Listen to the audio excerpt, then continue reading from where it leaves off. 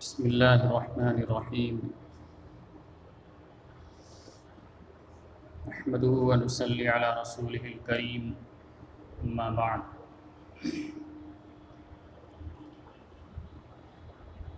فقد قال اللہ تبارک فی القرآن الحمید اعوذ باللہ من الشیطان الرجیم بسم اللہ الرحمن الرحیم انا اعطیناک الکوثر فصل لربک وانحر ان شانئک هو الابتر۔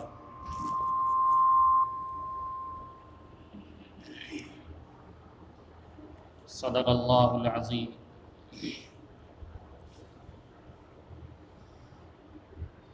محترم بھائیوں، دوستوں، بزرگوں، گزشتہ جمعہ میں قربانی کے مقصد اور اس کا کیا پیغام ہے، یہ بات آپ حضرات کے سامنے عرض کی گئی تھی۔ اس کا اجمال یہ تھا کہ قربانی کے ذریعے ہمیں یہ سبق دیا گیا ہے کہ ہم اللہ کے احکام کے اوپر اپنی دنیا کی ساری مشغولیات، ساری ضروریات، ساری خواہشات اور ساری چیزوں کو اللہ کے حکم کے آگے چھوڑ دیں اور اللہ کے حکم کو مقدم کر دیں۔ اور اس ضمن میں یہ بات عرض کی گئی تھی کہ ہم جو دعا پڑھتے ہیں، ان صلاتی و نسکی و محیای و مماتی للہ رب العالمین، اس کے اندر ہم اپنی زبان سے اسی کا اعتراف بھی کرتے ہیں کہ ہمارے پاس جو کچھ ہے، ہمارا جان، ہمارا مال، ہماری عبادتیں، ہماری نماز، ہماری زندگی، ہماری موت، جو کچھ ہے سب اللہ رب العالمین کے لیے ہے، سب اسی کے اوپر قربان ہے، ہم اسی کا اعتراف کرتے ہیں۔ یہ قربانی جیسا کہ سب کو معلوم ہے کہ حضرت ابراہیم اور حضرت اسماعیل دو جلیل القدر انبیاء کرام، باپ اور بیٹے کی اللہ کے راستے میں قربانی پیش کرنے کی نقل ہے۔ وہ کیا واقعہ پیش آیا وہ بارہا ہم سن چکے ہیں کہ حضرت ابراہیم علیہ السلام کو خواب کے ذریعے یہ حکم دیا گیا کہ اپنے لخت جگر کو، اپنے فرزند کو، اپنے بیٹے کو اسماعیل کو میرے حکم کے اوپر قربان کر دو۔ خواب کے ذریعے ان کو یہ حکم دیا گیا۔ حضرت ابراہیم علیہ السلام اپنے بیٹے کے پاس آئے اور ان سے یہ کہا کہ میرے بیٹے، میں نے یہ خواب دیکھا ہے کہ میں تمہیں ذبح کر رہا ہوں، تو تمہاری اس بارے میں کیا رائے ہے؟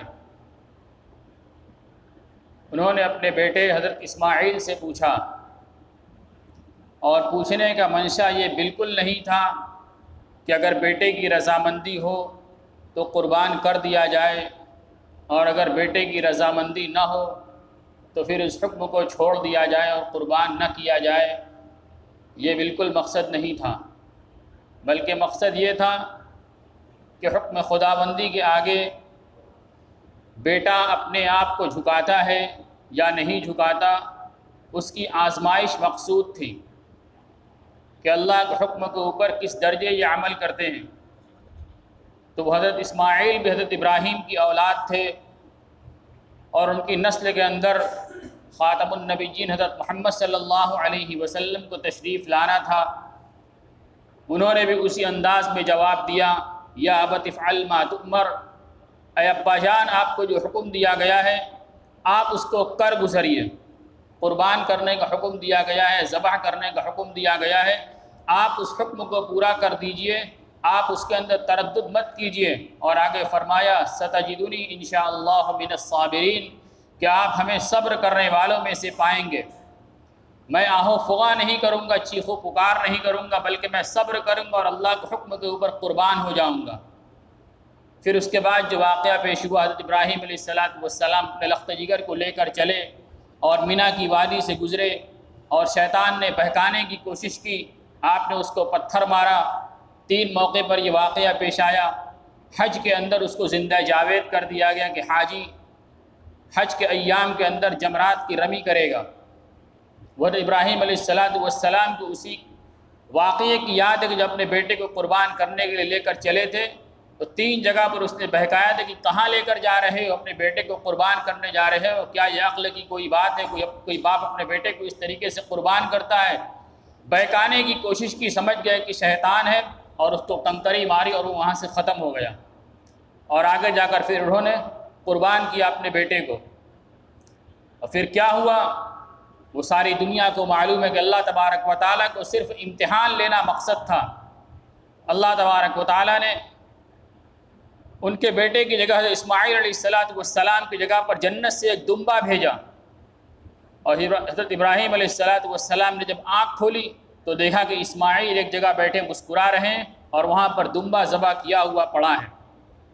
اللہ تبارک و تعالیٰ کو ابراہیم علیہ السلام کی یہ قربان کرنے کی ادا اور اپنے آپ کو مٹا دینے کی ادا اللہ تبارک و تعالیٰ کے حکم کے آگے اتنی پسند آئی کہ قیامت تک کے لیے ہر مسلمان کے لیے اس کو سنت قرار دے دیا کہ جو صاحب استطاعت ہے اس کے اوپر قربانی کرنا واجب ہے، جس کو سنت ابراہیمی کہا جاتا ہے۔ میرے بھائیو، دوست، بزرگوں، یہ سنت ابراہیمی ہے۔ اس پر ہمیں کیا ملے گا؟ حضرات صحابہ کرام رضوان اللہ علیہم اجمعین سے رسول اللہ صلی اللہ علیہ وسلم سے پوچھا تھا، وما لنا فیہا یا رسول اللہ، کہ اس قربانی کے اندر ہمارے لیے کیا ہے، ہمیں کیا ملے گا؟ رسول اللہ صلی اللہ علیہ وسلم نے ارشاد فرمایا تھا، بکل شعرۃ حسنۃ، ہر بال کے بدلے ایک نیکی ملے گی۔ صحابہ نے پوچھا کہ کیا بھیڑ کے اندر جس کے اندر بے شمار بال ہوتے ہیں اس کی قربانی کریں؟ رسول اللہ صلی اللہ علیہ وسلم نے ارشاد فرمایا، اس کے اندر بھی ہر بال کے بدلے ایک قربانی ملے گی، ہر بال کے بدلے ایک نیکی ملے گی۔ اس کے بعد آپ صلی اللہ علیہ وسلم نے ارشاد فرمایا، اچھے جذبے کے ساتھ، خوش دلی کے ساتھ اللہ تبارک و تعالیٰ کی بارگاہ کے اندر قربانی پیش کرو۔ من کے اندر بوجھ نہ ہو، دل کے اندر بوجھ نہ ہو کہ بہت پیسہ خرچ ہو رہا ہے، بہت سارا مال لگ رہا ہے، میں اس مال کو اپنے فلاں ضرورت کے اندر لگا سکتا تھا، میں مکان بنا سکتا تھا، میں شادی کر سکتا تھا، میں یہ سفر کر سکتا تھا، میرے کاروبار کا یہ مسئلہ حل ہو سکتا تھا، میں یہ قرضہ ادا کر سکتا تھا۔ بہت ساری باتیں ذہن کے اندر آ سکتی ہیں، لیکن قربانی اللہ کی طرف سے ایک حکم ہے، فرمایا گیا کہ خوش دلی کے ساتھ اس قربانی کو ادا کرو، اللہ تبارک و تعالی اس کا زبردست بدلہ عطا فرمائیں گے۔ اور حدیث کے اندر یہ بھی بیان فرمایا گیا ہے کہ جو شخص جیسے قربانی کرے گا، کل آخرت کے دن اس کی قربانی کا جو وزن ہوگا اس سے 70 گنا بڑھا کر اس کو دیا جائے گا، یعنی اتنی نیکی اس کو بڑھا کر اس کو دی جائے گی۔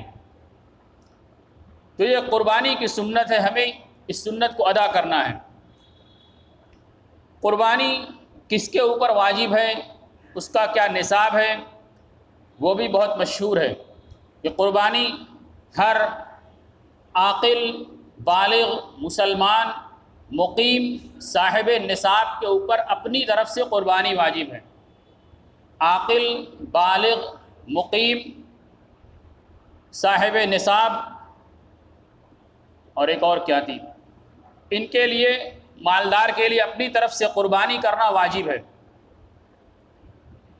مالدار کون ہے، صاحب نصاب کون ہے؟ فرمایا کہ مالدار وہ ہے جس کے پاس سونا، چاندی، مال تجارت، نقد روپیہ اور ضروریات اصلیہ، یعنی اس کی روزمرہ کی جو چیزیں، اس کا کپڑا ہے، اس کا کھانا ہے، اس کی سواری ہے، اس کا مکان ہے، اس کی دوا علاج کی چیزیں ہیں، اس کا روزانہ کی جو استعمالی چیزیں ہیں ان کو چھوڑ کر، اور جو بقیہ چیزیں ہیں جن کی ضرورت سالوں میں کبھی پڑتی ہے، گھر کے اندر کچھ کپڑے ایسے ہوتے ہیں جو سالوں میں اور کئی سال کے اندر کبھی کبھار پہنے جاتے ہیں، کچھ برتن ہوتے ہیں جو کبھی بہت بڑا پروگرام گھر کے اندر وہ اس کے اندر استعمال ہوا، یا جس گھر کے اندر ہم رہتے ہیں اس سے زائد ہمارے پاس مکان ہے، ہمارے پاس گھر کے اندر جتنے افراد گاڑی چلانے والے ہیں ان سے زائد ہمارے پاس گاڑی ہے، یہ ساری چیزیں ضرورت سے زائد ہیں۔ جس مکان میں ہم رہتے ہیں رہائش کے لیے اس سے زیادہ ہمارے پاس مکان ہے، جو کپڑا ہم استعمال کرتے ہیں اس سے بہت زیادہ ہمارے پاس کپڑا ہے، بہت زیادہ ہمارے پاس برتن ہے، زیادہ ہمارے پاس گاڑیاں ہیں، یہ سب ضروریات اصلیہ سے زائد ہیں۔ تو ضروریات اصلیہ سے زائد اور سونا چاندی، مال تجارت اور نقد روپیہ، ان 5 چیزوں کا مجموعہ اگر 612.5 گرام چاندی کی مالیت کے برابر ہو جائے گا، وہ آدمی صاحب نصاب ہے، اس کے اوپر قربانی کرنا واجب ہو جائے گا۔ اور یہ نصاب اس کے اوپر کسی دن کا بھی گزرنا ضروری نہیں ہے، حتیٰ کہ اگر کوئی شخص 10ویں ذی الحجہ کو یا 11ویں ذی الحجہ کو یا 12ویں ذی الحجہ کو غروب آفتاب سے پہلے اتنے مال کا مالک بن جائے گا، تھوڑی دیر کے لیے بھی اس کے اوپر قربانی واجب ہو جائے گی۔ بقرعید والے دن بھی اگر اتنے مال کا مالک بن گیا، اس کے اوپر اپنی طرف سے قربانی کرنا واجب ہو جائے گا کہ وہ اب قربانی کرے۔ اور قربانی صرف اپنی طرف سے واجب ہے، جو صاحب نصاب بنا ہے، نہ بیوی کی طرف سے قربانی واجب ہے، نہ بچوں کی طرف سے قربانی واجب ہے، نہ بالغ اولاد کی طرف سے قربانی واجب ہے، نہ اپنے والدین کی طرف سے قربانی واجب ہے، کسی کے اوپر کسی دوسرے کی قربانی واجب نہیں۔ ہر آدمی اپنی ذات کا مالک ہے، جو صاحب نصاب ہے اس کے اوپر اس کی قربانی ہے۔ اگر عورت صاحب نصاب ہے، اس کے پاس اس کا اپنا زیور ہے، اپنا نقد روپیہ ہے، اگر وہ نصاب کے بقدر پہنچ رہا ہے تو وہ صاحب نصاب ہے، اس کے اوپر قربانی واجب ہے۔ اگر اولاد ہیں، کاروبار الگ ہے، اگر وہ صاحب نصاب ہیں تو ان کے اوپر اپنی قربانی واجب ہے۔ اگر گھر کے اندر مشترکہ کاروبار ہے، چند بھائی ہیں، سب کا کاروبار ایک ساتھ چل رہا ہے، تو اس کے اندر اگر مال کی تقسیم کر کے دیکھا جائے ہر ایک الگ الگ اگر صاحب نصاب بن رہا ہے تو سب کو اپنی طرف سے الگ الگ قربانی کرنی پڑے گی۔ اگر مشترکہ فیملی ہے اور اس کے اندر صرف ایک بڑے کی طرف سے قربانی کر دی، گھر کے سرپرست کی طرف سے، یہ کافی نہیں ہوگا۔ جتنے لوگ نصاب تک پہنچیں گے سب کی قربانی الگ الگ کرنی پڑے گی، ہر ایک کی قربانی الگ الگ ہوگی۔ البتہ نابالغ جو ہوتے ہیں ان کے پاس اگر مال ہو تب بھی ان کے مال میں سے قربانی نہیں کی جائے گی۔ نابالغ کے اوپر قربانی واجب نہیں ہے، اگرچہ وہ مالدار ہوں، ان کو کہیں سے مال مل گیا، کسی نے ہدیہ دے دیا، کسی نے تحفہ دے دیا، کہیں میراث سے مل گیا، کسی طریقے سے اس کے مالک بن گئے، اگر وہ نابالغ ہے اور نصاب کے بقدر مال ہے تب بھی ان کے اوپر قربانی واجب نہیں ہے۔ اور والدین کے اوپر بھی اپنے نابالغ اولاد کی طرف سے قربانی واجب نہیں ہے، البتہ اگر کسی کے پاس گنجائش ہے خوش دلی کے ساتھ کر دے تو ثواب کی چیز ہے، نفلی قربانی ہوگی اور ثواب ملے گا۔ اسی طریقے سے والدین کی طرف سے قربانی کرنا، حضرت رسول اکرم صلی اللہ علیہ وسلم کی طرف سے قربانی کرنا، یہ سب نفلی قربانی۔ اگر استطاعت ہے تو ہمیں اپنے بڑوں کی طرف سے قربانی کرنی چاہیے، بہت فضیلت کی چیز ہے، اللہ نے استطاعت دی ہے تو اپنے والدین مرحومین کی طرف سے قربانی کریں، ان سے اوپر اور استطاعت ہے اور اپنے دادا دادی کی قربانی کریں اور اپنے مزید رشتہ داروں کی قربانی کریں، رسول اللہ صلی اللہ علیہ وسلم کی طرف سے قربانی کریں، بہت فضیلت کی چیز ہے۔ جس نے استطاعت اللہ تبارک و تعالی نے دی ہے ہمیں بڑھ چڑھ کر قربانی دینی چاہیے، بس شرط صرف یہ کہ زیادہ قربانی دینے میں اللہ کی رضا مقصود ہو، نام و نمود اور ریا مقصود نہ کہ ہم نے اتنی 50 قربانی دی، 30 قربانی دی اور اتنا مہنگا بکرا دیا۔ اگر یہ دل کے اندر جذبہ آ گیا تو لاکھوں اور کروڑوں کی جو قربانی کی جا رہی ہے یہ بالکل ضائع ہو جائے گی، ایک نیکی اس کے اوپر ملنے والی نہیں ہے۔ خوش دلی کے ساتھ اور اخلاص کے ساتھ قربانی خوب پیش کریں، اللہ تبارک و تعالیٰ ثواب کو مزید بڑھاتے چلے جائیں گے۔ تو میں یہ عرض کر رہا تھا کہ نابالغ کے اوپر اس کے مال میں قربانی واجب نہیں ہے، اور عورت اگر مالدار ہے تو اس کے اوپر اس کی قربانی واجب ہے۔ عورت کے پاس جو زیور ہوتا ہے وہ مالدار عام طور سے عورتیں زیور کی بنیاد پر بنتی ہیں، اگر وہ زیور کی مالک ہیں تو وہ صاحب نصاب بن سکتی ہے، اگر وہ مالک اس کی نہیں ہے، اس کو زیور دیا گیا ہے صرف استعمال کرنے کے لیے کہ وہ پہن لے، استعمال کر لے، تو پھر جو اس زیور کا مالک ہوگا اس کے اوپر قربانی واجب ہوگی، جو جس کی ملکیت ہوگی اس کے نصاب کے اندر جوڑا جائے گا۔ اگر عورت استعمال کرتی ہے مالک نہیں ہے تو پھر اس کے نصاب میں وہ مال نہیں جوڑا جائے گا، اور اگر مالک ہے تو وہ صاحب نصاب بن جائے گا، یعنی اس کے مال میں اس کی مالیت جوڑی جائے گی۔ اس کے بعد کچھ لوگ وہ ہوتے ہیں جو صاحب نصاب نہیں بنتے ہیں، ان کے پاس اتنا مال نہیں ہوتا ہے 600 ساڑھے 12 گرام چاندی کی مالیت کے بقدر، لیکن ان کے اندر شوق ہوتا ہے کہ ہم قربانی کریں، وہ کسی طریقے سے انتظام کر کے جانور کو خرید لاتے ہیں۔ اب ان کے بارے میں مسئلہ یہ ہے کہ جب تک انہوں نے جانور نہیں خریدا ہے ان کے اوپر قربانی واجب نہیں ہے، البتہ کسی طریقے سے انتظام کر کے جانور خرید لیا، اب ان کے اوپر اسی خریدے ہوئے جانور کو قربان کرنا واجب ہے، نہ وہ اس کو بیچ سکتے ہیں، نہ اس کو پال سکتے ہیں، نہ کسی کو دے سکتے ہیں، کچھ بھی نہیں کر سکتے، خرید کر لا دیا، قربانی کرنا واجب، اس کو قربان کرنا پڑے گا۔ اگر کسی وجہ سے قربانی سے رہ گیا تو اس جانور کو اسی طریقے سے صدقہ کرنا پڑے گا، اس کو اپنے پاس رکھ نہیں سکتے، اس لیے کہ یہ جانور جو خرید کر لائے ہیں اس کی وجہ سے ان کے اوپر قربانی واجب ہو گئی، اس جانور کا قربان کرنا ان کے اوپر واجب ہو چکا ہے۔ تو یہ قربانی کس کے اوپر واجب ہے اس کا مسئلہ ہو گیا۔ قربانی کن جانوروں کی جائے گی یہ بھی مشہور ہے کہ قربانی اونٹ کی، بھینس کی، گائے کی، اسی طریقے سے بکرا کی، بکری کی، بھیڑ کی، دمبا کی، ان سارے جانوروں کی قربانی کی جاتی ہے۔ گائے کی قربانی ہندوستان کے بعض علاقوں کے اندر ممنوع ہے، وہاں اس سے بچنا چاہیے۔ اس کے علاوہ جن جانوروں کی قربانی کی جاتی ہے ان کے اندر کچھ شرائط ہیں، اس کی کچھ عمر ہے، اس کے کچھ عیوب ہے جن سے ان کا پاک ہونا ضروری ہے۔ اونٹ یہ 5 سال کا ہونا ضروری ہے، گائے اور بھینس اس کا 2 سال کا ہونا ضروری ہے۔ اسی طریقے سے جو چھوٹے جانور ہیں بکرا، بکری، بھیڑ، دمبا، ان کا 1 سال کا ہونا ضروری ہے۔ اگر دمبا ہے یا بھیڑ ہے اور بہت فربا ہے اور سال بھر سے کم کا 6 مہینے سے زیادہ ہے، سال بھر سے کم کا ہے لیکن دیکھنے میں سال بھر کا لگتا ہے تو اس کی قربانی ہو سکتی ہے۔ لیکن بکرا، بکری یہ جو جانور ہیں ان کے اندر سال بھر کا ہونا شرط ہے، اگر سال بھر سے 1 دن بھی کم ہوں گے ان کی قربانی درست نہیں ہوگی۔ دیکھنے میں اگرچہ بہت فربا ہو، بہت موٹا ہو، بہت تندرست لگے کہ سال بھر سے زیادہ کا ہے، 2 سال کا لگ رہا ہے، لیکن اگر یقین سے معلوم ہے کہ یہ سال بھر سے کم کا ہے اس کی قربانی درست نہیں ہوگی۔ اسی طریقے سے اس کے برعکس سے کوئی جانور دیکھنے میں بہت چھوٹا ہے، ہلکا ہے، لیکن یقیناً معلوم ہے کہ یہ سال بھر کا ہو چکا ہے تو اس کی قربانی درست ہو جائے گی۔ اس کے لیے نشانی دانت بتائی گئی ہے کہ 2 دانت کا ہو جائے، اور 2 دانت عموماً سال بھر کے بعد نکلتے ہیں۔ دانت ایک نشانی ہے، اصل چیز عمر ہے، عمر اگر سال بھر کی ہو گئی دانت نہ ہو تب بھی اس کی قربانی ہو جائے گی۔ تو عمر کا اصل معیار ہے، اصل معیار عمر ہے۔ اور پھر کچھ جانوروں کے اندر عیوب ہوتے ہیں، ان سے پاک ہونا ضروری ہے کہ جانور کے جو اعضاء ہیں ان اعضاء کے اندر کچھ کٹا پھٹا ہے، کچھ ٹوٹا ہے، جیسے آنکھ کی روشنی اگر کسی جانور کی آدھی سے زیادہ چلی گئی اس کی قربانی درست نہیں ہوگی، کان آدھا سے زیادہ کٹ گیا اس کی قربانی درست نہیں ہے۔ اسی طریقے سے دانت بالکل گھس گیا یا دانت جھڑ گیا اور اتنا جھڑ گیا ہے کہ وہ ڈھنگ سے کھانا بھی نہیں کھا سکتا، چارہ نہیں چر سکتا، تو ایسے جانور کی قربانی درست نہیں ہوگی۔ اور اگر دانت آدھا سے زیادہ گھس گیا ہے، ٹوٹ گیا، لیکن اس کے باوجود اگر وہ چارہ کھا لیتا ہے تو اس کی قربانی درست ہو جائے گی۔ اور بھی مختلف طرح کے عیوب ہوتے ہیں، ان سے جانور کا پاک ہونا ضروری ہے۔ یہ جانور کو عیوب تھے۔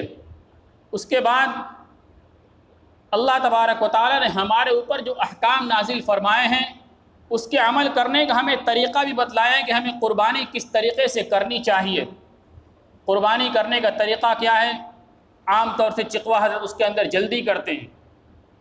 قربانی کرنے کا مستون طریقہ یہ ہے کہ جانور کو قبلہ رخ لٹا دیا جائے، یعنی اس کا سر اتر کی طرف ہوگا، اس کا پاؤں دکن کی طرف، اور قربانی کرنے والے کا رخ قبلے کی طرف ہونا چاہیے۔ عموماً چقوا جو ہوتے ہیں وہ جانور کو پورا پچھم لٹا دیتے ہیں اور قربانی کرنے والے کا رخ اتر کی طرف ہو جاتا ہے، یہ طریقہ صحیح نہیں ہے۔ قربانی کرنے والا جو ہے اس کا رخ قبلے کی طرف ہونا چاہیے، جانور اتر دکن لٹایا جائے گا، سر اس کا اتر کی جانب، سر اس کا دکن کی جانب، اور پونچھ اس کی اتر کی طرف ہوگی۔ اس طریقے سے جانور کو لٹا کر اس کے گردن کے اوپر چھری چلائی جائے گی۔ چھری کس طریقے سے پکڑنا ہے؟ اس کے دستے کو ان 3 انگلی اور انگوٹھے کا حلقہ بنا کر پکڑ کر اور یہ شہادت کی انگلی اوپر رکھ کر اس سے طاقت لگا کر قربانی کرنی ہے۔ اس کا طریقہ اور اس کا ادب یہ بیان کیا گیا ہے کہ جانور کو لٹانے سے پہلے جانور کو تھوڑا پانی پلا دیا جائے تاکہ خون نکلنے کے اندر سہولت ہو جائے، اور لٹانے سے پہلے چھری کو خوب اچھی طریقے سے تیز کر دیا جائے۔ حدیث کے اندر فرمایا گیا کہ قربانی اچھی طریقے سے کرو۔ اچھے طریقے سے کیا مطلب؟ کہ اس طرح قربانی کرو کہ جانور کو زیادہ تکلیف نہ ہو، چھری تیز ہونی چاہیے کہ فوراً حلق کے اوپر چلے اور اس کی رگ کٹ جائے۔ اس طریقے سے ہمیں قربانی کرنی ہے، اور چھری چلانے میں تسمیہ یعنی بسم اللہ پڑھنا یہ ضروری ہے۔ جو شخص چھری چلا رہا ہے اس کے لیے بسم اللہ کا پڑھنا ضروری ہے۔ اگر قصداً بسم اللہ چھوڑ دے گا وہ قربانی درست نہیں ہوگی، وہ جانور مردار ہو جائے گا، اس کا استعمال کرنا جائز نہیں ہوگا، وہ قربانی صحیح نہیں ہوگی۔ اور اس کے ساتھ ساتھ اگر چھری کے اوپر ایک سے زیادہ آدمی کا ہاتھ لگا ہوا ہے، کسی چھوٹے بچے کی طرف سے قربانی ہو رہی ہے، اس پر کسی بڑے نے ہاتھ لگایا ہوا ہے، تو دونوں کے لیے بسم اللہ کا پڑھنا ضروری ہے۔ دونوں میں سے کوئی ایک بھی چھوڑ دے گا قربانی درست نہیں ہوگی۔ اور جانور کے اندر 4 رگ ہوتی ہے، اس کے حلق کے اندر 4 رگیں ہوتی ہیں، جن میں سے کم 3 رگوں کا کٹنا ضروری ہے۔ اگر 3 سے کم رگ کٹے گی اور اسی طریقے سے جانور مر جائے گا، وہ جانور مردار ہوگا، اس کا استعمال کرنا درست نہیں ہوگا، اس کی قربانی صحیح نہیں ہوگی۔ کم سے کم 3 رگوں کا کاٹنا یہ ضروری ہے۔ ہم اچھے طریقے سے قربانی کریں، اپنا اطمینان کریں، چقوے کے اوپر بھروسہ نہ کریں، اور بہتر یہ ہے کہ ہر آدمی اپنی قربانی اپنے ہاتھ سے کرے، تھوڑی ہمت کا مظاہرہ کرے۔ عربوں میں تو عورتیں بھی اپنی قربانی اپنے ہاتھ سے کیا کرتی تھیں۔ ہمیں اپنی قربانی اپنے ہاتھ سے کرنی چاہیے، ورنہ اگر اپنے ہاتھ سے نہیں کر سکتے تو اگر ہماری قربانی ہو رہی ہے تو ہم وہاں پر موجود ہوں، خود وہاں پر موجود ہوں، ہمارے سامنے ہماری قربانی ہو، اور گھر کے جن مستورات کی قربانی ان کو بتا دیا جائے، ان کو دکھا دیا جائے کہ تمہاری طرف سے قربانی ہو رہی ہے۔ اس کے بعد یہ قربانی کے سلسلے میں چند باتیں تھیں۔ اسی سے متعلق ایک اور بات ہے کہ اسلام نے ہماری زندگی کے ہر گوشے کے اندر رہبری کی ہے کہ مسلمانوں کو کس طریقے سے اپنی معاشرتی زندگی اور اپنی مدنی زندگی کیسے گزارنی چاہیے، یعنی اپنی شہری زندگی کیسے گزارنی چاہیے، اس کا بھی سلیقہ ہمیں سکھلایا گیا ہے۔ یعنی میری مراد یہ ہے کہ اسلام کے اندر صفائی ستھرائی کو زبردست اہمیت دی گئی ہے۔ فرمایا گیا طہور و شطر الایمان، کہ نظافت اور پاکی اور صفائی یہ ایمان کا ایک حصہ ہے، ایمان کا ایک حصہ ہے۔ یوں تو ہمیں پورے سال اپنے گھر کی، اپنے بدن کی، اپنے کپڑے کی، اپنے محلے کی ہر جگہ صفائی کا خوب اہتمام کرنا چاہیے، یہ ہماری علامت بتلائی گئی ہے۔ لیکن بقرعید کے موقع پر ہمیں خصوصی اہتمام کرنے کی ضرورت ہے کہ ہمارے کسی عمل کے ذریعے کسی دوسرے کو کوئی تکلیف نہ ہو۔ اس موقع کے اوپر جو فاضل چیزیں قربانی کرنے کے بعد نکلتی ہیں، ہڈیاں ہیں، اس کے چمڑے ہیں اور اس کی دیگر چیزیں، لاد ہے، دوسری چیزیں جن کو پھینکا جاتا ہے، ہم یوں ہی اس کو مختلف جگہوں کے اوپر نہ ڈال دیں، بلکہ حکومت کی طرف سے اس کے جو مقامات بنے ہوئے ہیں اور اس کے جو اوقات بنے ہوئے ہیں، ان اوقات کے اوپر، ان جگہوں کے اوپر ڈالیں تاکہ وہ جلد سے جلد وہاں پر ہٹ جائیں۔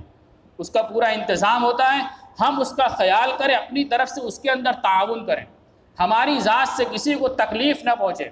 ورنہ عموماً دیکھا جاتا ہے کہ لوگ اپنے گھروں کے اندر گندگیاں رکھے رہتے ہیں، اور جب حکومت کے کارندے صفائی کر کے چلے جاتے ہیں تو رات میں اور شام میں اور بے وقت لا کر وہیں پر رکھ دیتے ہیں، اور پھر محلے کے جانور اس کو پوری جگہ پھیلا کر گندگی کرتے ہیں اور آنے جانے والوں کو تکلیف ہوتی ہے۔ ہم وقت کا خیال کر کے اس کو رکھیں تاکہ ہماری ذات سے، ہمارے عمل سے کسی کو تکلیف نہ ہو، اور اسلام کی صحیح تصویر لوگوں کے سامنے پیش ہوتی ہے کہ مسلمان اس طریقے کی زندگی گزارتے ہیں، ایسے اس کا اہتمام کرتے ہیں۔ یہ ایک اپیل تھی کہ ہم صفائی ستھرائی کا خاص طور سے خیال رکھیں۔